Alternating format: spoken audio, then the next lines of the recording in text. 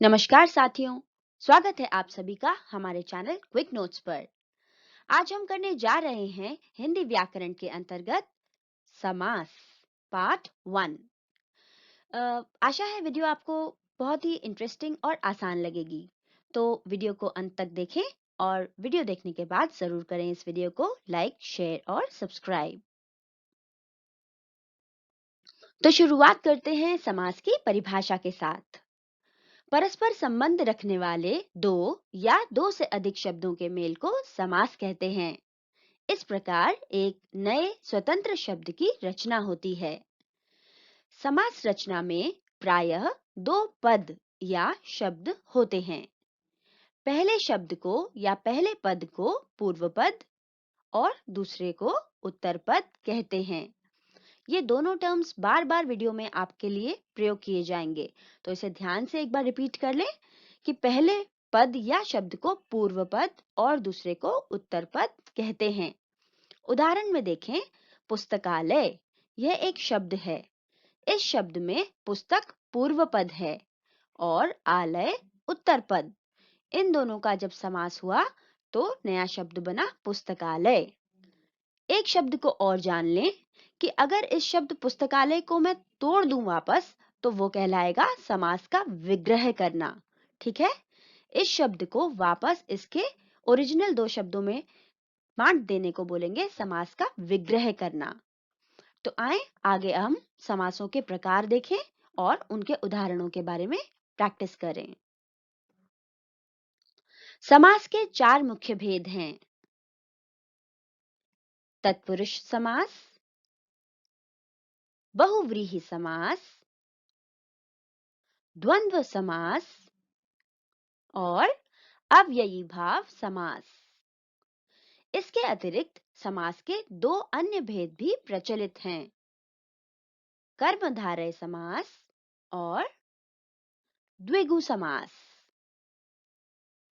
कर्मधारय और द्विगु ये दोनों तत्पुरुष समास के ही उपभेद हैं। आए शुरुआत करते हैं तत्पुरुष समास के साथ। तत्पुरुष समास में उत्तर पद प्रधान होता है। उत्तर पद माने कि बाद वाला पद, और पहला पद गौण होता है।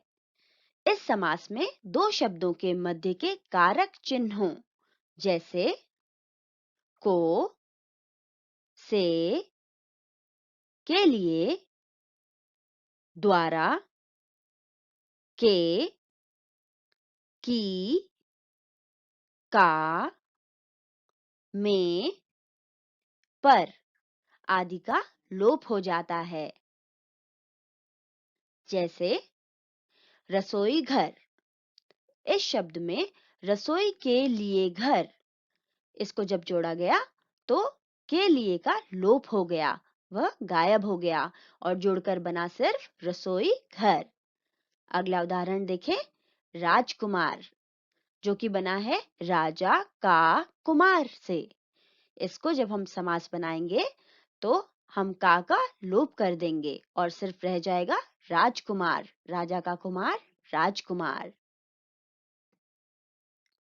चलें अब कुछ और उदाहरणों की सहायता से तत्पुरुष समास को और ज्यादा क्लियर कर लेते हैं और इसकी प्रैक्टिस भी कर लेते हैं। पहला, यश प्राप्त। यश को प्राप्त, और इसमें लोप किसका होगा? को का। परीक्षा भवन, इसमें देखें कारक चिन्ह के लिए का लोप हो जाएगा। परीक्षा के लिए भवन से बना परीक्षा भवन। ऋण मुक्ति, ऋण से मुक्ति, इसमें से का लोप करेंगे, ऋण मुक्ति। अगला, गृह स्वामी। ग्रह का स्वामी, इसमें जो लाल रंग से आपके लिए लिखे गए हैं उनका लोप हो रहा है क्योंकि वे कारक चिन्ह हैं। राजकुमार, राजा का कुमार, का लोप कर दे, राजकुमार। आप बीती, ये काफी इंपॉर्टेंट है। अपने पर बीती, पर का लोप करें, आप बीती। पुरुषोत्तम, पुरुषों में उत्तम, में का लोप किया, पुरुषोत्तम। लोकप्रिय, लोक में प्रिय, में का लोप हो जाएगा। परलोक गमन, परलोक को गमन, इसमें को का लोप हो जाएगा और रहेगा परलोक गमन। मन माना, मन से माना हुआ। अगला देखें, गुरु दक्षिणा, गुरु के लिए दक्षिणा, इसमें कारक चिन्ह के लिए का लोप हो जाएगा और रहेगा गुरु दक्षिणा। अगला है हस्तलिखित, हस्त माने हाथ, हाथ से लिखित या हस्त से लिखित, से का लोप कर दें, रह जाएगा हस्तलिखित।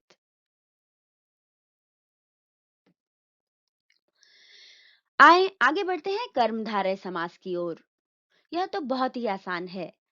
कर्मधारय समास, इस समास के पूर्व पद और उत्तर पद में विशेषण विशेष्य अथवा उपमान उपमेय का संबंध होता है। क्योंकि यह तत्पुरुष समास का ही एक भेद है, अतः इसमें भी उत्तर पद ही प्रधान होता है। इसको पहचानने की एक बहुत अच्छी ट्रिक आपको बताऊंगी कि कर्मधारय समास पहचाना जाता है दो शब्दों से। दोनों शब्दों के बीच में है जो लगाकर देखिए, है जो, तो आपको उत्तर मिलेगा। आए उदाहरण से समझते हैं।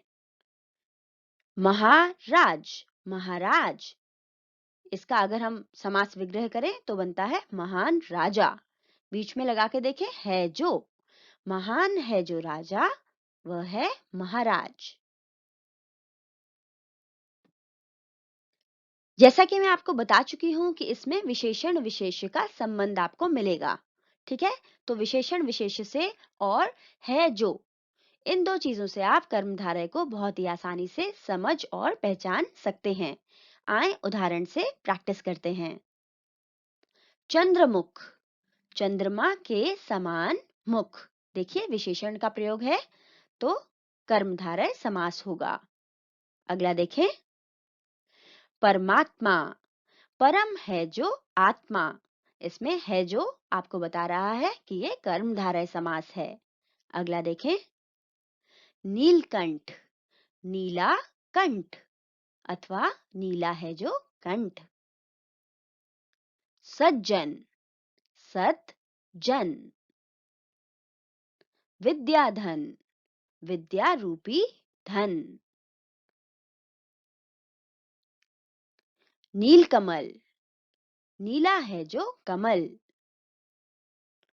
कर कमल, कमल जैसे कर।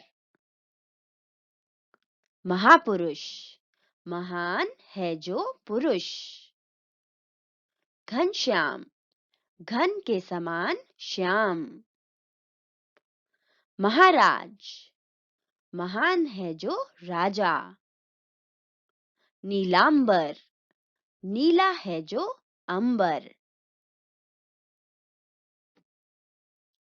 चलें बढ़ते हैं अपने अगले समास की ओर, जो है द्विगु समास। जहां प्रथम पद संख्यावाचक हो। ध्यान रखिएगा, द्विगु को पहचानना बहुत ही सरल है, क्योंकि इसका जो प्रथम पद, पहला जो पद होता है, पहला जो शब्द होता है, वह संख्यावाचक होता है, किसी न किसी संख्या की ओर संकेत करता है या संख्या ही होती है। और समस्त पद जो नया शब्द बनता है समूहवाचक हो जाए, वहां द्विगु समास होता है। आए उदाहरण से देखें। त्रिकोण, तीन कोणों का समाहार, इसमें देखें त्रि, तीन, तो आप पहचान सकते हैं कि यह द्विगु समास है। आए अब उदाहरणों की सहायता से द्विगु समास का अभ्यास करते हैं। त्रिलोक, तीन लोकों का समूह।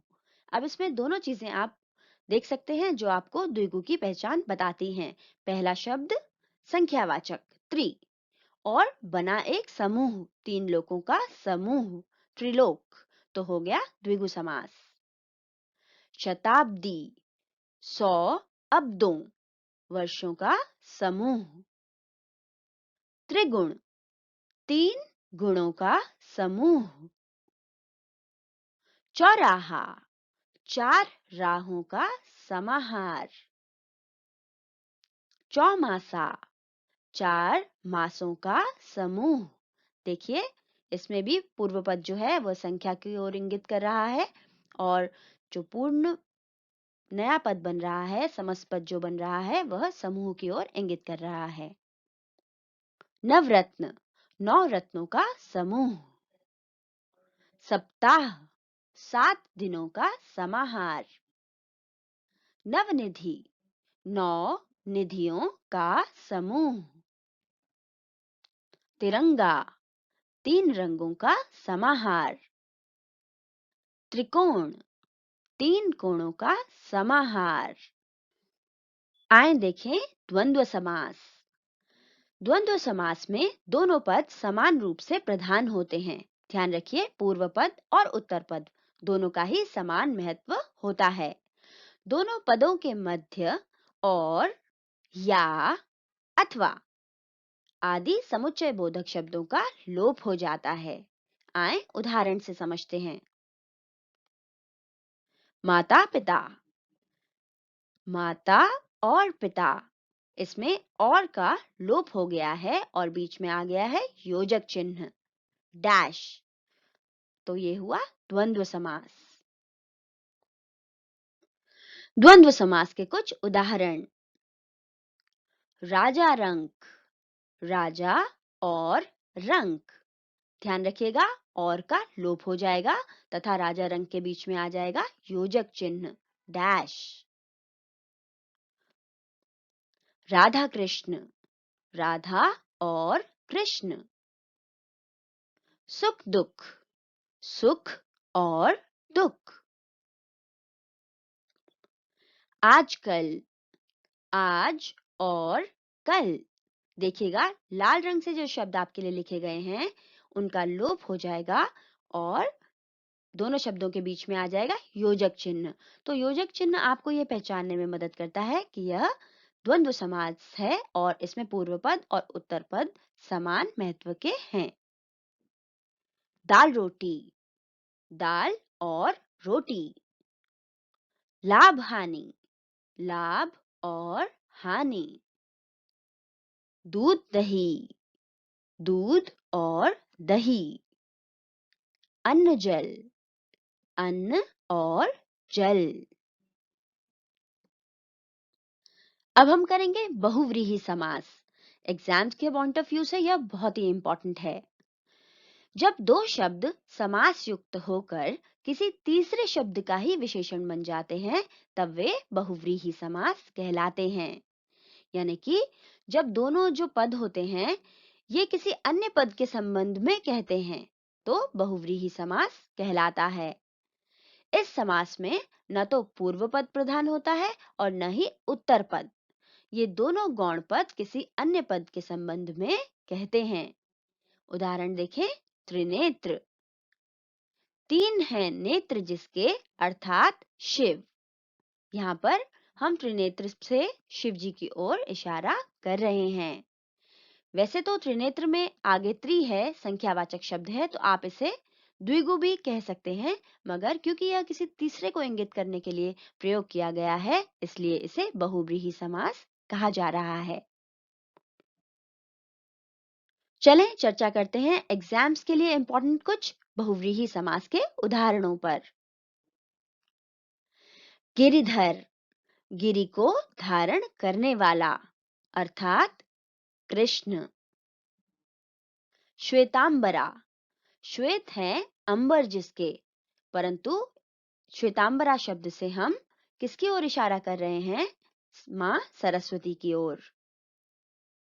अंशुमाली, अंशु है माला जिसकी, अर्थात सूर्य। चतुर्भुज, 4 भुजाएं हैं जिसकी, अर्थात श्री विष्णु। चंद्रशेखर, चंद्र है शेखर मस्तक पर जिसके, अर्थात शिव। यानी कि जब हम चंद्रशेखर बोल रहे हैं तो हमारा जो फोकस है वह न चंद्र पर है न शेखर पर है पर किसी अन्य ही पद पर है। यानी कि जो समस्त पद बन रहा है चंद्रशेखर, उसे हम शिव जी को बताना चाहते हैं, शिव शब्द को बताना चाहते हैं। चक्रपाणि, चक्र है पाणी में जिसके, अर्थात विष्णु। नीलकंठ, नीला है कंठ जिसका, अर्थात शिव। लंबोदर, लंबा है उदर जिसका, अर्थात श्री गणेश। अगला है अव्ययी भाव समास।